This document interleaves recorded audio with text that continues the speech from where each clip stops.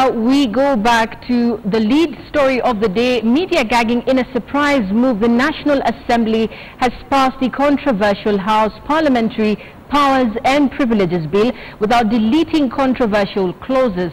Eldest Member of Parliament Aden Kanan has proposed the deletion of Clause 27, which requires journalists to seek parliamentary approval before publishing proceedings of Parliament or any of its committees, and Clause 34, which introduces the offences of defamation and scandalous libel on Parliament. Now, we are joined by the Standard Digital editor, Mr. David Ohito.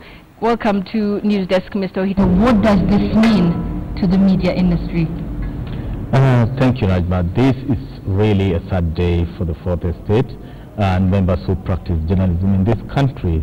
It is the fourth attempt by this 11th Parliament to try and pass draconian laws that are aimed at gagging the media and denying public access to critical information.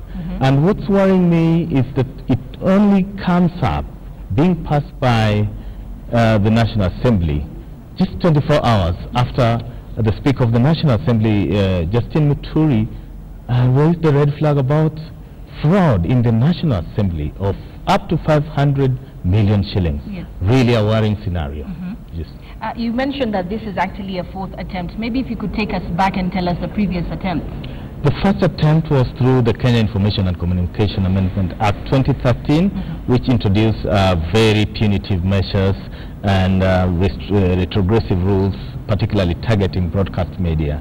And then the second attempt was through the Media Act, which also tried to give powers to the communication minister to try and appoint committees and regulatory bodies for controlling the media. The third was through the Security Laws Amendment Act, which required journalists to require permission from police officers, Inspector General of Police before publishing stories. And we are saying any laws that are being passed must be responsive to the society. They must reflect the changes that have come. And you can no longer purport that you want to pass laws that will deny media their space to operate freely. For us, it's an affront to media freedom and really contravenes Article 34 of the Constitution that really entrenches the freedom of media to operate without state interference. Yes. What options does the President have apart from signing it into law? The President, I know, and we've seen from 3 precedent sets, he signed the Kicker Act, he signed the Media Act, he signed the Security Laws Act, until we were saved by the courts, Justice George Dunga, who expunged the clauses that were draconian and unconstitutional. He has a choice to make a Solomonic wise decision to either return that particular law to the National Assembly so that sections which are controversial are appealed. But if he doesn't do so, we can go ahead and sign it into law. But we are telling him we know the weaknesses where they are. We will meet him in court, and I'm pretty sure the judiciary has been very clear in applying the Constitution and the law, and we will block their attempts to implement that. What exactly does this defamation of Parliament mean? Don't we have a right to question what they do in there? I think there's an attempt to try and block some of the goings-on within the National Assembly. And if you like it, you can say, how could 500 million shillings get lost in a parliament that has 2 speakers, 2 clerks, and dozens of public officers paid by taxpayers' money? 2, there have been demands by members of the public that Kenyan MPs need to reduce their salaries. And, you know, for being the most highly paid National Assembly in the world, these things have not gone well with a section of MPs. And I think most of them are reading from the script of the big label that has become indelible across the globe by being called MPigs. And those are some of the reasons that have informed the action, anger, and myopic decisions that we have seen in the National Assembly.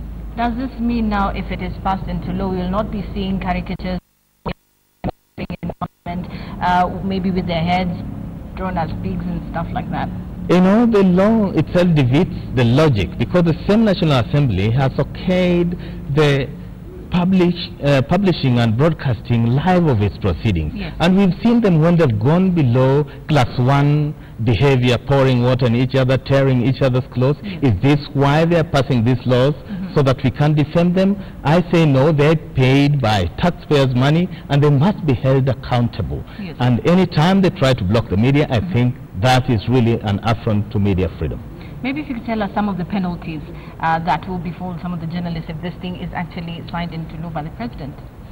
It is really, really serious. They will fine journalists for everything to be defaming either the National Assembly or a member of the House, 500,000 Kenya shillings, yes, which is way above what the journalists earn. 2, you could be jailed up to 2 years, yes, for simply found defaming the House, or it could be both, 2 years in jail plus the fine. So for us, this is a clever way to try and block the press from covering how MPs use CDF, how MPs are behaving in the National Assembly, how they are behaving even outside the precincts of the National Assembly. Earlier on in our conversation, you termed this National Assembly as the most hostile. Kindly tell me, why is that so? We label it as hostile because we never even saw attempts to gag the media in the previous single-party era. Yes. Not even in Uhuru Kenyatta's father's era did we see this. But in less than 3 years, we've seen 4 attempts, all of them targeted at the media. So it tells us either there are people who are behind these laws being passed. And when we had the conversation of the eldest MP, Adan Kenan, he said he was just a vehicle being used to pass this law because it's a private member's bill. But he clearly said it was the property of the Parliamentary Service Commission. Yes. So it means there are people who are keen on controlling media and the information that gets out to the public. Perhaps because there are too many corruption cases, perhaps because we are questioning the morality of how members behave in the House, yes, and raising concerns why they have failed to do their duties. But above all for me is, what is the threshold of what is the constitutional threshold of the laws that are being passed by our legislative assembly? Yes. I think there are so many officers being paid to comb through the bills, but they are failing in their work. And we had earlier conversations, we had several consultative meetings with the Speaker of both National Assembly and the Senate. Yes. We had consultations with very many MPs, including leader of majority, leader of minority, and the agreements and consensus we were built was that those contentious clauses will be expunged from that document. Yes. How they came to be passed, I don't know, which is why I say this is the most hostile house to the freedom of media in this country. Thank you very much, Mr. David Ohito there on News Desk, talking about Parliament passing the Parliamentary Powers and Privileges Bill 2015.